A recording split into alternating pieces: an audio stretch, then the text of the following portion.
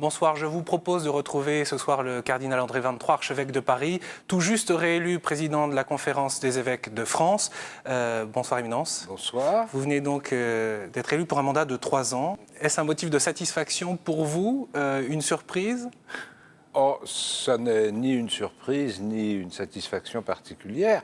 Je dis c'est pas une surprise parce que assez fréquemment, les gens qui ont un mandat renouvelable sont renouvelés. C'est quand même une satisfaction parce que ça montre en tout cas qu'on n'a pas trop dérapé par rapport à ce qu'on attendait, et donc on n'a pas été sanctionné.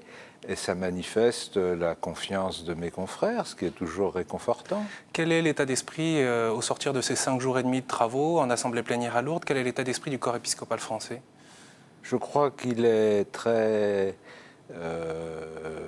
serein, qu'il est fort et qu'il est fraternel. Voilà. On a abordé un certain nombre de questions difficiles. Difficile soit parce que la situation est difficile, soit parce que y a des questions, des décisions à prendre dans les années qui viennent. Lesquelles, par exemple? Non, ben je pense par exemple à des questions qui concernent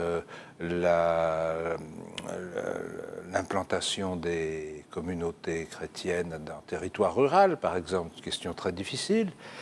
Bon, ben on sait très bien qu'on aura des décisions qui ne sont pas faciles à prendre dans chacun de nos diocèses, et on a quand même pu en parler très librement et très fraternellement, donc c'est un signe de communion très fort, oui. Ensemble, nous allons revenir justement sur ces questions au programme de l'Assemblée, l'organisation future des communautés paroissiales, vous le disiez, quoi faire le dimanche.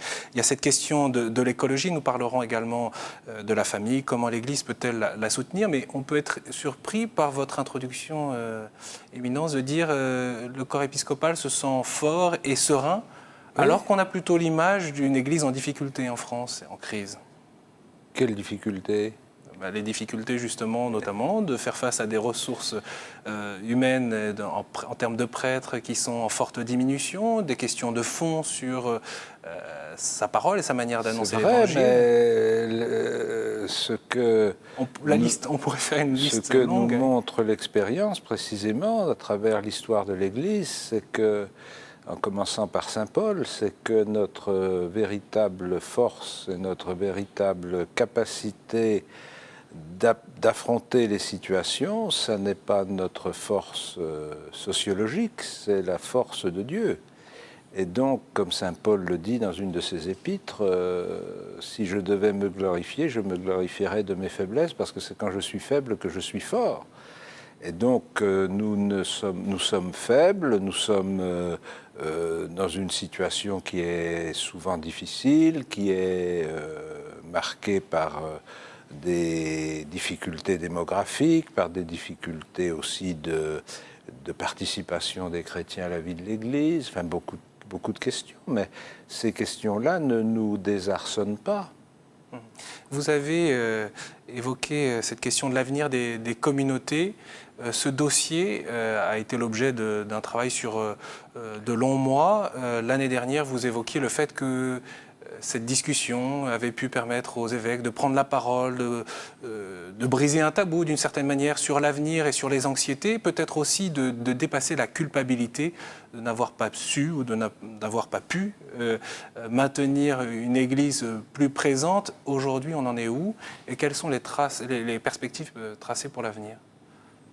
Mais si les évêques, certains évêques ont pu éprouver un peu de culpabilité par rapport à ça, certainement que nos débats des 2 années écoulées les ont délivrés et les ont libérés, parce que ce n'est pas de la faute des évêques si les villages français se sont vidés.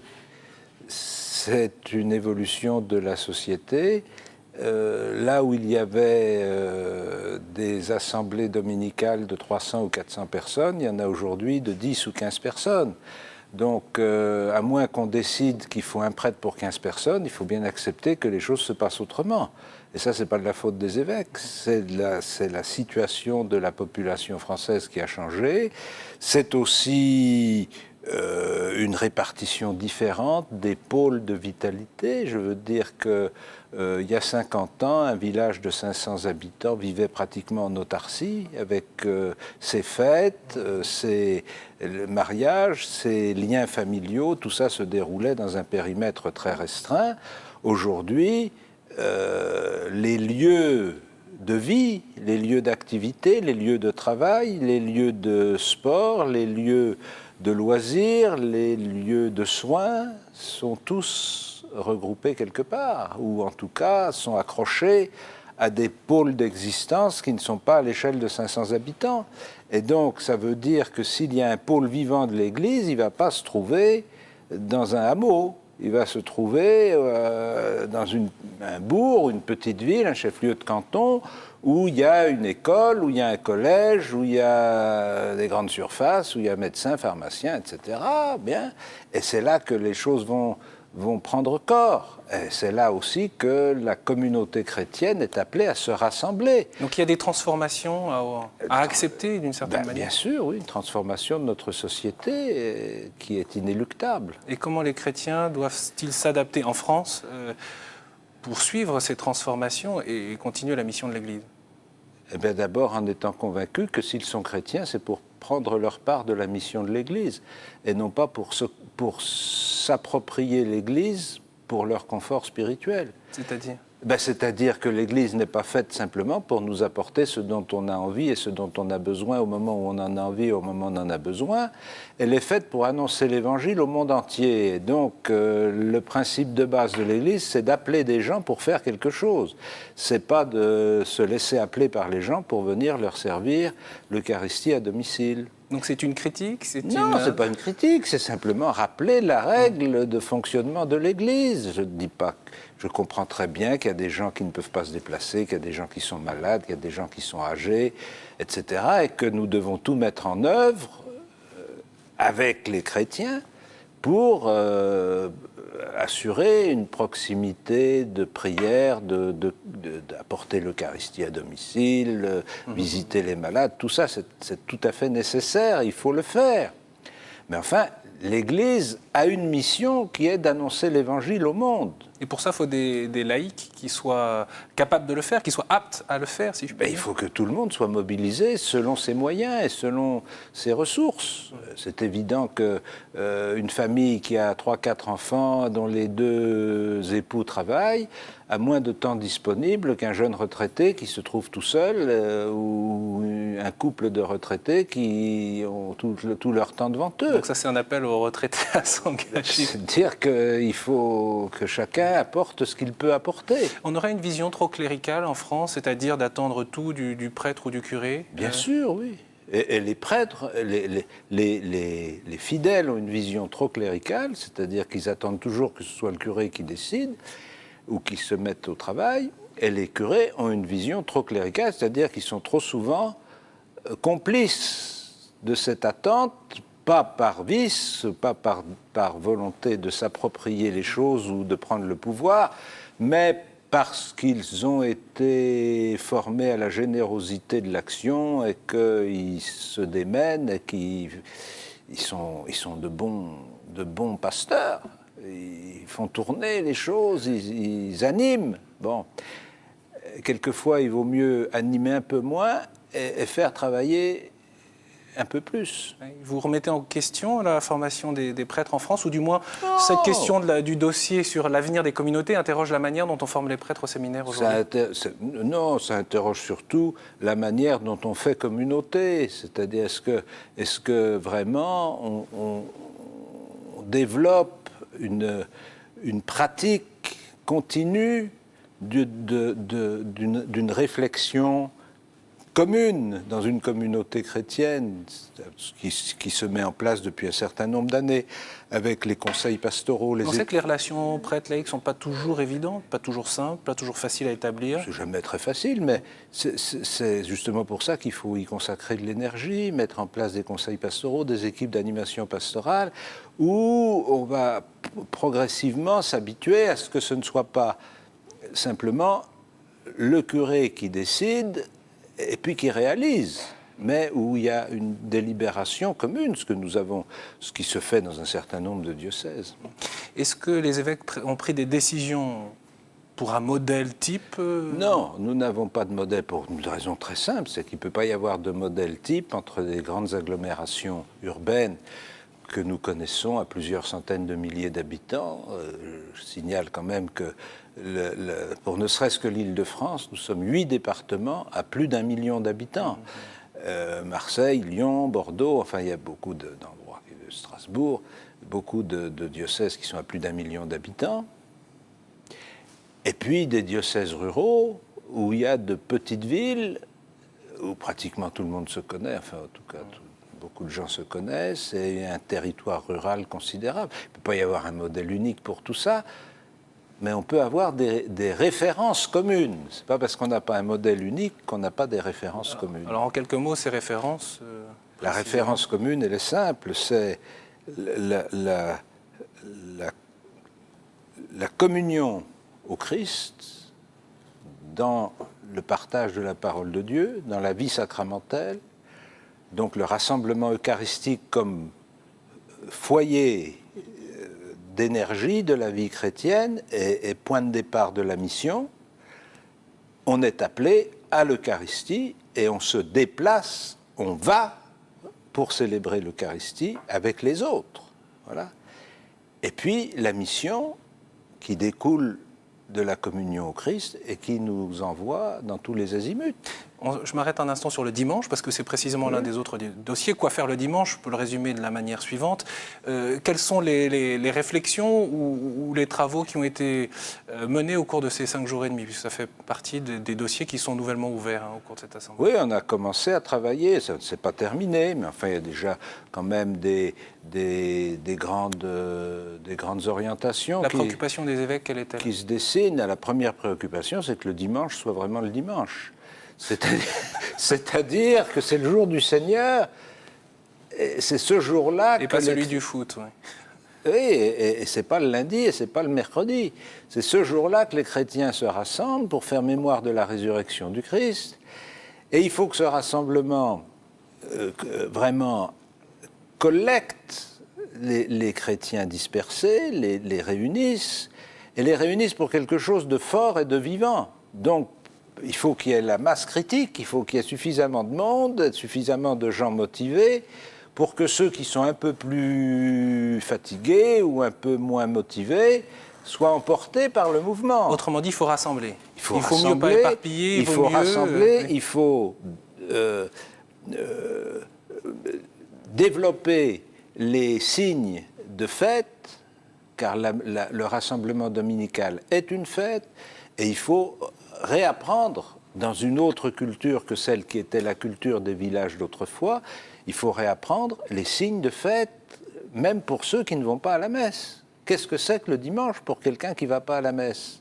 Comment est-ce qu'on va marquer le dimanche dans une famille autrement qu'en s'éparpillant chacun de son côté pour aller faire ce qui nous plaît? Est-ce qu'il y a un acte familial qui va donner à ce jour une densité particulière? Vous parliez tout à l'heure de sérénité, et c'est vrai que le contexte, le climat, j'allais dire, médiatique est beaucoup plus serein que par les années passées où il y avait eu des grandes crises médiatiques autour à la fois de la pédophilie, l'affaire Williamson, j'en passe, et des grandes crises difficiles. Il se trouve que toute la question de l'immigration a plutôt suscité l'intérêt de l'opinion publique et des médias. La parole de l'Église, vous y êtes revenu dans votre discours d'ouverture, c'est pas banal, vous êtes cité vous-même. Votre discours de 2007, 2008, 2009, qu'est-ce que vous souhaitiez démontrer ? Je souhaitais simplement rappeler que les gens qui découvrent aujourd'hui qu'il y a des questions qui se posent par rapport à l'équilibre des modes de vie en France, aurait dû nous lire il y a 4 ans. Voilà, c'est tout simplement. Dire que l'Église ne dit rien, c'est simplement montrer qu'on ne sait pas écouter ce qu'elle dit, et j'ai voulu simplement, par quelques rappels, dire que les événements que nous avons vécus cet automne-là étaient annoncés. Le blocage social, la crise, étaient autour des annoncés et étaient prévisibles. Voilà, bon, voilà bien. Eh ben, Et comment on sort de ce blocage du dialogue social? Vous avez une réponse, vous ou du moins des propositions, puisque vous semblez l'avoir médité depuis de nombreuses années, voire même de l'avoir J'ai des prédit. propositions. Je pense qu'on ne peut plus faire fonctionner le gouvernement au sens large, qu'il s'agisse du gouvernement au sens strict des ministres, mais aussi le gouvernement au sens politique de la législation, enfin des élus, députés, sénateurs, maires, conseillers généraux, etc. On ne peut plus faire fonctionner une société démocratique sans associer directement les citoyens au travail. C'est pas déjà le cas? Non. Non, mais je veux dire, associer, c'est pas simplement faire des articles dans le journal ou voter, c'est construire des conditions pour que les gens puissent exprimer quelque chose. Ça a été fait de façon très remarquable pour la révision de la loi de bioéthique avec les états généraux de la bioéthique, mais ça demande un investissement très fort, il faut des équipes qui s'investissent et qui préparent quelque chose. Et on a vu, dans des villes de province qui ne sont pas prédestinées à la bioéthique, remplir des salles avec des gens qui sont venus parce que ça les intéressait. Pour vous, ce n'était pas une surprise? C'est une surprise parce qu'on n'est pas habitué. Voilà. Justement, la bioéthique, c'est l'un des soucis des évêques de France en vue de cette révision, ce projet de loi. Vous avez tenu à rappeler que l'Église avançait des arguments fondés sur la raison et ne tenait pas des positions magiques. Alors ce terme peut surprendre dans votre bouche, ça n'est pas magique. Non, cet attachement notamment au respect et à la dignité de l'embryon humain, par exemple. Oui, parce que je crois que pour un certain nombre de gens qui sont un peu embarqués dans un courant de progrès indéfini de la science, l'embryon est passé par profits et pertes. Donc, manifester un attachement au respect de l'embryon, c'est une sorte de référence passéiste un peu magique, oui, comme d'ailleurs l'attachement des chrétiens à la vie. Tout ça, c'est rangé au rang de la religion et voilà, du coup discrédité de la même du sacré et du magique. Et donc, je voulais rappeler que nos positions ne sont pas de cet ordre-là. À qui profite le crime, si je puis dire? C'est ce que disent les enquêteurs. À qui profite le crime? Le fait de ne pas vous entendre, de ne pas vous écouter? Aux obscurantistes. C'est-à-dire à ceux qui ont peur qu'on fasse la lumière. Moi, je n'ai pas peur qu'on fasse la lumière. Il y a des gens qui ont peur qu'on fasse la lumière. Il y a des équipes qui sont engagées de façon tellement dogmatique dans leur position, ils ne peuvent pas supporter qu'on pose des questions sur ce qu'ils font. Mais c'est elles qui vont, semble-t-il, remporter le morceau, en tout cas, quand on voit dans le projet de loi. Le morceau n'est pas encore tombé. Et il ne suffit pas... Qu'est-ce que vous allez faire dans les prochaines semaines Nous allons continuer à alerter, à partager notre réflexion avec ceux qui peuvent infléchir le débat parlementaire. Honnêtement, vous êtes très minoritaire à vouloir stopper vraiment la recherche sur l'embryon. Mais je ne veux pas stopper la recherche scientifique. Je veux qu'elle soit menée selon des conditions éthiques. C'est tout, c'est pas... Vous considérez l'Église comme prophétique en la matière? Vous parliez tout à l'heure du blocage du dialogue social, vous l'avez prédit. Bien sûr, nous sommes prophétiques parce qu'on est toujours prophétique quand on mise sur la dignité de l'homme. Et c'est un siècle après qu'on s'aperçoit que finalement, on aurait quand même dû écouter. Quand on faisait travailler les enfants au fond de la mine au XIXe siècle, c'était pas très prophétique. Hein. Et cela fait quoi de voir avec lucidité notre société qui s'embourbe? Ça fait penser que le salut de l'homme ne vient pas de la terre. Néanmoins, il y a quelque chose à annoncer, comme vous le disiez tout à l'heure. Oui, il y a quelque chose à annoncer, il y a quelque chose à faire, mais on ne va vraiment s'accrocher, s'impliquer, se défoncer pour le salut de l'homme que si on est convaincu que Dieu y met la main. Je voudrais qu'on parle des familles et dans la suite de notre discussion. Précisément, c'est un dossier extrêmement complexe, si je puis dire, parce que les réalités autour de nous, on le voit bien, sont difficiles, souffrantes, beaucoup de séparations, de tensions. Qu'est-ce que l'Église peut dire aujourd'hui qui soit entendable? Tout à l'heure, vous parliez de lumière et qu'elle pouvait être trop forte et qu'on ne l'acceptait pas. Finalement, la parole de l'Église sur la question de la famille, c'est un peu de cet ordre-là. Quand le pape Benoît XVI, en Espagne, rappelle la valeur de la famille qu'il faut promouvoir, il y en a beaucoup qui ne l'entendent même pas, ou qui ne comprennent peut-être même pas ce que ça veut dire. Ah, ben c'est possible. C'est pas pour ça qu'il faut se taire. Mais dire quoi alors pour pouvoir être compris? Parce que c'est Dire quand même des ça, in choses- fine, Il l'objectif. faut dire des choses très simples. Il faut dire, est-ce qu'il est meilleur pour un enfant d'être élevé par son père et sa mère ou moins bon? Je suis convaincu que la plupart de nos contemporains, de nos concitoyens, souhaitent que leurs enfants bénéficient des meilleures conditions d'éducation. Et pour une part très importante, ces meilleures conditions d'éducation dépendent d'eux. Alors, ce n'est pas la peine qu'ils aillent crier dans les rues pour dire on ne prend pas en charge nos enfants. C'est leurs enfants et ils peuvent les aider. Ils peuvent leur donner les meilleures conditions d'éducation en leur assurant une famille stable. C'est tout. Et en même temps, quand vous dites ça, ça culpabilise peut-être Mais tous je ceux ne qui sont encore culpabilise personne, je dis, c'est des conditions objectives. Ça vous plaît, ça vous plaît pas, vous pouvez le faire, vous pouvez pas le faire. Il y a des gens qui ne peuvent pas le faire. On sait très bien qu'il est préférable, pour vivre en bonne santé, d'avoir un système rénal qui fonctionne bien. Mais il y a des gens qui ont un système rénal qui fonctionne mal. C'est pas les culpabiliser que de dire qu'on a besoin d'un système rénal qui fonctionne bien. Pour élever des enfants, on a besoin d'un homme et d'une femme qui s'engagent définitivement. S'il y en a qui ne peuvent pas le faire, peut-être il vaut mieux qu'ils ne mettent pas d'enfants au monde. S'ils s'aperçoivent qu'ils n'y arrivent pas une fois qu'ils ont commencé, qu'est-ce qu'on fait? L'Église les accompagne, les porte peut-être qu'il vaut mieux qu'ils se séparent. Mais en tout cas, il ne faut pas qu'ils essaient de nous raconter que c'est mieux de séparer un enfant de son père ou de sa mère. C'est du baratin. Les bonnes conditions pour élever un enfant, c'est qu'il ait un père et une mère. Et que ce père et cette mère vivent ensemble et tiennent bon ensemble. La meilleure situation pour donner confiance à l'être humain dans les relations avec les autres et dans l'avenir, c'est qu'il y ait des paroles sûres, des paroles garanties. Si la parole d'amour qui unit un homme et une femme, on ne peut pas s'appuyer dessus, alors il n'y a pas de société possible. Pas de société possible, parce qu'il n'y a aucune confiance possible dans la parole de l'autre. Si la parole la plus forte, la plus sincère, la plus ouverte qui s'échange entre un homme et une femme est une parole qui ne compte pas, alors quelle parole compte?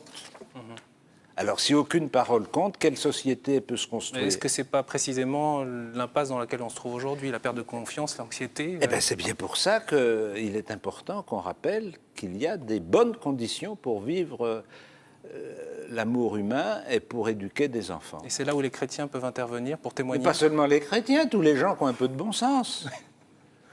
Mais les chrétiens ont quelque chose peut-être à dire aussi. L'Église a sa contribution, quoi. Elle apporte sa contribution. L'Église, elle apporte sa contribution en disant, nous savons qu'il y a un amour qui ne se reprend jamais. C'est l'amour de Dieu pour l'humanité. Et c'est sur cet amour qui ne se reprend jamais que nous nous appuyons. Ça n'empêche pas qu'il y a d'autres gens qui peuvent être fidèles. Je signale d'ailleurs qu'au cours de cette année 2011, il y aura les Assises de la famille et ce blog qui est d'ores et déjà ouvert, blogfamille2011.fr, pour un échange d'expériences lié à l'activité de la Conférence d'évêques de France.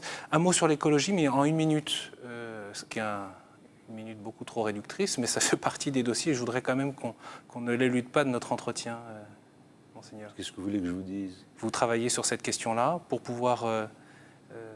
à quel objectif?